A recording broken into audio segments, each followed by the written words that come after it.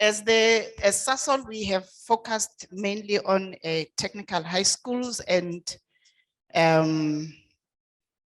TVET colleges as a way of addressing the challenge that we have of too many scientists. I'm putting that in quotes, too many engineers, but a fewer base of people that are supposed to work with these engineers.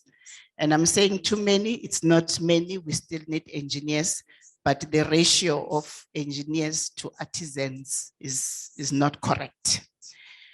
So we have partnered with the Department of Free State Education. If you can go to the next slide.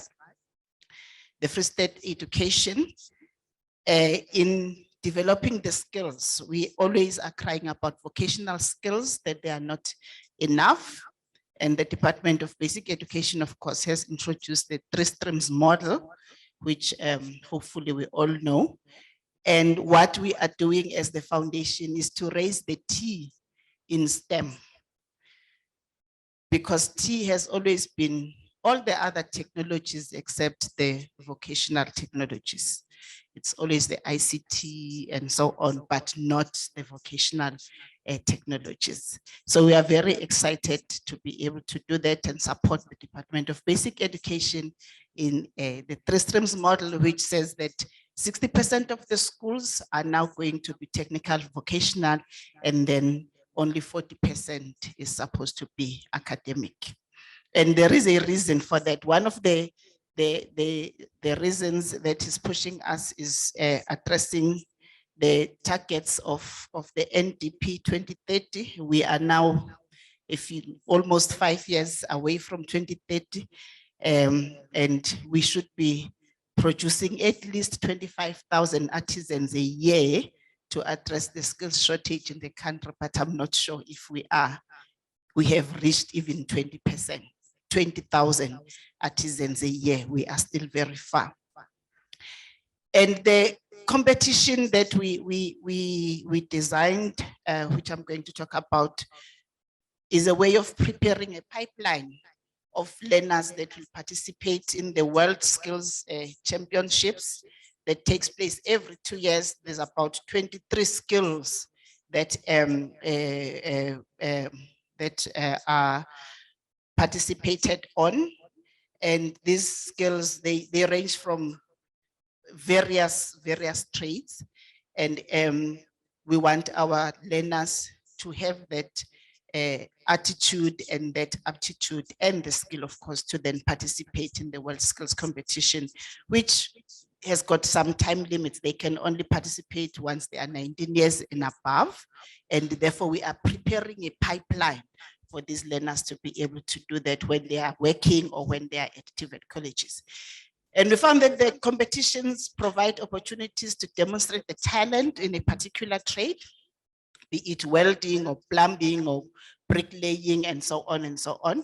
And we use tasks that are derived from real life or industry-based scenarios for them to be able to demonstrate their skills. It helps them to develop a passion for skills at a young age. And you will see that we work with grades 10 and 11 learners, but also with the introduction of the occupational curriculum from grade 8 and 9, we are very excited, because then they can start developing the skill from a young age, and then they will pursue the excellence that is needed at the World Skills Championships. And it also boosts the confidence beyond just academics, because this kind of program or curriculum is not necessarily academic, it is purely vocational. Oh, sorry. And if I talk about the scope, we are working with grades 10 and 11 learners, and competition is run from from school level, and then the winners at school level, they go to the district, the works, and then the province, or sometimes it is the region instead of the district. And then we are hoping that we will now have the interprovincial level as more provinces participate.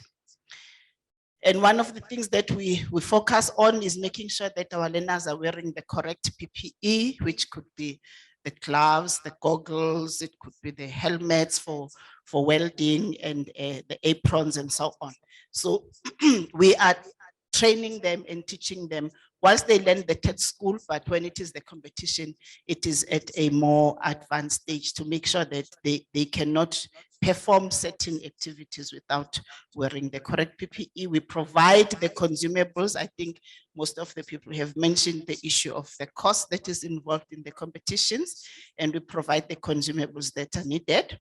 But what is very important is the fact that we need partnerships, and we have been working with different partners to make sure that we provide the venues that are needed for the competition, and then the tasks that are set, they are moderated, and they are also timed because it is a competition.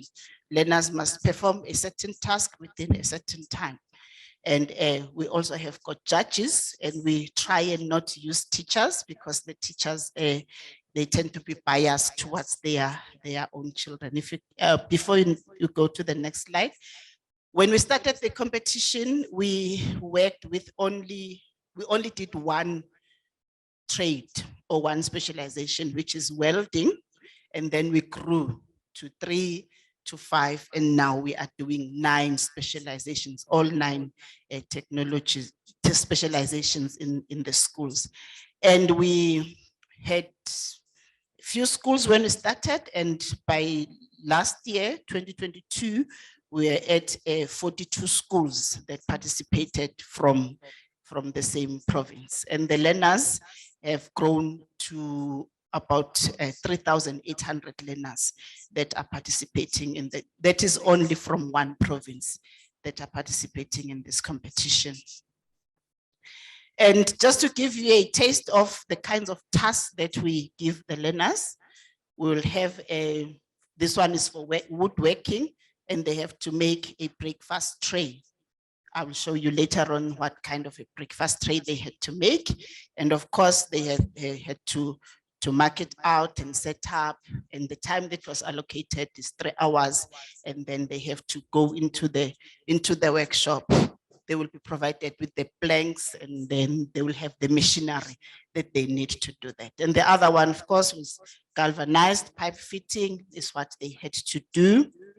And the others that are concentrating on construction, they would have to make or build that particular wall with all the specifications, the number of bricks is given, the amount of sand, the water, and so on. And sometimes they're given a task to even calculate how much material they are going to need to build this kind of, according to the plan that they are given. Something that is lifelong, that they can use even outside their schooling time.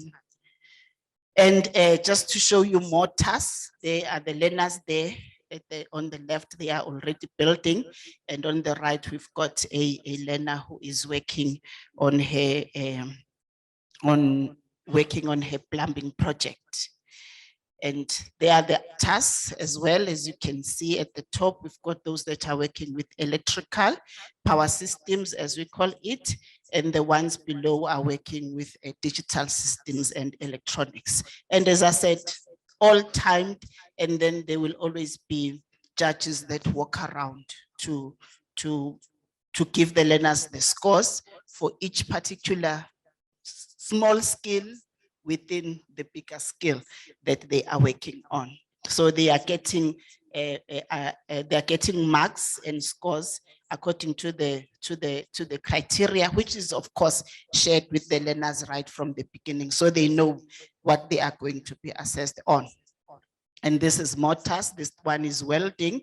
As you can see, each one has got his own PPE and his own cubicle working on that. And that one in the middle is welding from underneath, which are some of the skills that learners need to know, that you'll not always be standing, and do that. Sometimes you have to bend and go underneath. And that is why we also teach the learners the issues of safety and medical assessment, which is usually needed when the learners now need jobs that you have to be fit. If, for an example, you're going to be an electrician, you need to do your eye examination. You need to make sure that you are not colorblind and you do not have asthma and stuff like that, because if you have to go into the roof to put the wiring and so on, and you've got asthma and there's a lot of dust and so on. So these are all the things that we are drilling and teaching the learners to understand also as part of the competition. And then if we look at the results, that this is now what the learners had done. For an example, on the top left, that is the breakfast tray that the learners had made. Well, it's all of them that the learners have put there.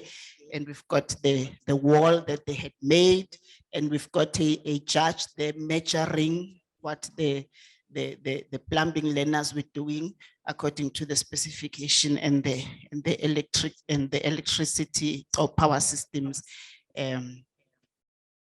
project.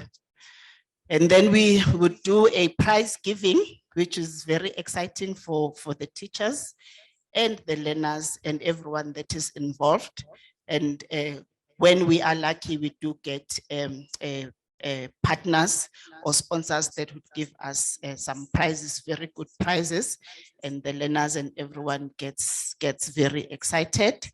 And we find that the learners, they take these competitions very seriously and they exert themselves. And whilst it is part of what they are doing at school, it gives them time to hone their skill now and again and preparing themselves for the competition. I've mentioned that it boosts their confidence for better than the academic performance, and it opens up opportunities for them. We have had quite a number of cases where position 1 and position 2, sometimes all 3 of them are given opportunities for apprenticeship right at that stage. And remember, they are still doing grade 10 and 11. And we have also found that quite a number of times grade 10s, they perform better than the grade 11s. We do not work with grade 12s because they are busy with exams. And we find that it doesn't matter. We can have the same grade because what the competition assesses is the skill. It does not assess the syllabus. So once the learners are getting used how to use a particular, and the way they prepare themselves for the competition, it helps them in the particular skill. But we also notice that teachers need time and should be able to support the learners, as we have mentioned quite even in the speakers before me, that the teachers, whether they are volunteering, but they need time to prepare their learners accordingly. And unfortunately, for a competition like this or this type of subjects or specializations, whilst you can allow learners to work on their own, they need a lot of supervision because many things can go wrong in the workshops. So the teacher or somebody responsible needs to be there all the time. And we also found that this kind of competition needs a lot of partnership with industry. For an example, if you will see when I show you the acknowledgements, most of the venues that we have used are not necessarily schools, but we had to go to an industry that does welding so that learners get exposed also to what happens in the real life welding situation or the real life where plumbing is being done. And I've mentioned that the competition assesses the skill and not necessarily the syllabus. And we have also found that for the learners to be able to excel, the teachers need to have the skill and to model a particular skill for the learners. So just in acknowledgements, we have had the Free State Department of Education, as I've mentioned, and we have worked with a number of schools that have hosted the competition at different levels, district level, regional level, and even at provincial level. And we have had some sponsors that we have worked with, like Africa Tools, Educatory, Electro Services, CS Electrical. These are people that now offer the venues for us to be able to use them. And they offer the venues for us, to us for free. And they also provide judging services for us. SA track bodies in Bloemfontein and Plumbling, sometimes they even give us the prizes for the learners as they participate. And this is where we are aiming to go to the World Skills Competition or World Skills Championships that happen every second year. And once our learners have, this bug has beaten them to want to participate, we know that when they get to TVET colleges or universities of technology, or even at work, because when the national team is prepared, it can be anyone, as long as you are under the age of 23, you can participate in the competition, but then you need to make sure that you are trained and prepared for the competition accordingly. We are looking forward to having more provinces participating. We know that Western Cape has been doing the competition as well, and in more specializations than us. And we are hoping that provinces like Limpopo, I know Gauteng has already indicated that they would like to participate in Mpumalanga and so on. So we are very excited about growing this competition and making sure that our learners are able to live on the skill which they will get. Even if they are not employed, they can always live on a skill. I saw it during COVID-19. Plumbers were needed like never before. Because everyone was at home and using the bathrooms, and then the blockages and all happened. Thank you very much. How many? It has 2 eyes. I didn't see it. So on your breadboard, here, right? At the bottom, right? Those are